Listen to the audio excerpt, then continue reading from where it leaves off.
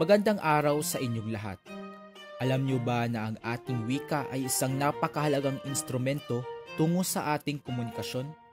Sa bagay, nakakaligtaan ninyo na ginagamit pa rin natin ito hanggang ngayon. Hindi lang naman ito basta-basta na simpleng pagkakaunawaan lang, kundi nagbubukas ito ng daan sa pag-unlad ng pagkakaunawaan at pagkakaroon ng malalim na koneksyon sa ating identidad at kultura. At ngayon, ipapaliwanag ko sa inyo ang kahalagahan ng wika tungo sa kalakalan, edukasyon at sa ating pamahalaan.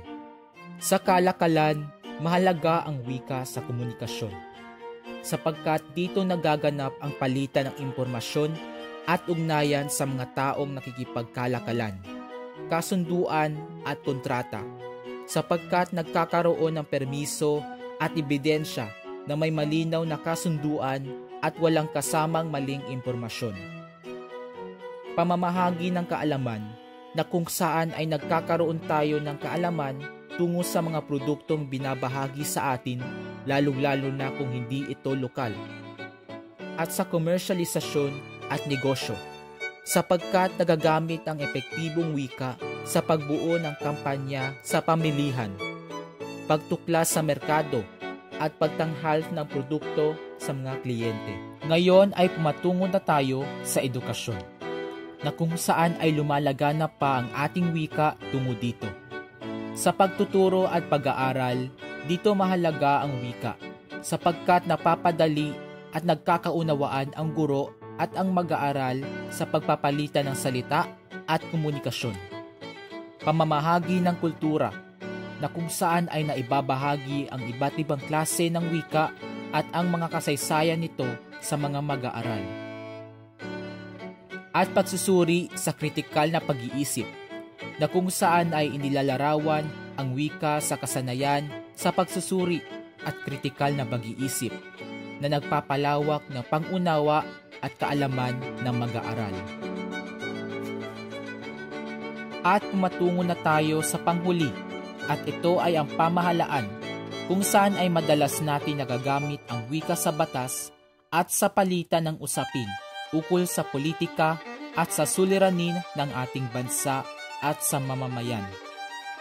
Simulan natin sa batas na isinusulat sa partikular na wika upang tiyakin ang kalinawan at implementasyon. Pundasyon ito sa legal na balangkas na nagpapaktakbo sa lipunan. Pampublikong komunikasyon na kung saan ay mahalaga ang wika sa pakikipag-ugnayan ng pamahalaan sa mga mamamayan. Ipamahagi ang impormasyon at makipagtalastasan sa publiko. At ang pamumuno at diplomasya, sapagkat ang wika ang isang instrumento para sa epektibong pamumuno at diplomasya.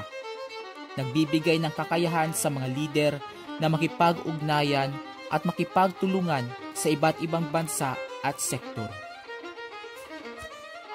Bago ako magtapos para sa aking talumpati, mag-iiwan ako ng isang kasabihan na ang wika ay hindi lamang isang sasakyan ng komunikasyon, kundi isang pangunahing pundasyon ng ugnayan at pagsasamahan sa loob ng isang lipunan. Nagpapahayag ito ng kultura, nagpapalawak ng kaalaman, at nagbubukas ng mga pinto ng oportunidad para sa mas malalim na pangunawa at pag-unlad. Ako si Elijah Isaac Labrador na nagmula sa Section STEM Einstein, Baitang 11 ng Luis A. Ferrer National High School, GFMINHS Annex. Maraming salamat sa panonood.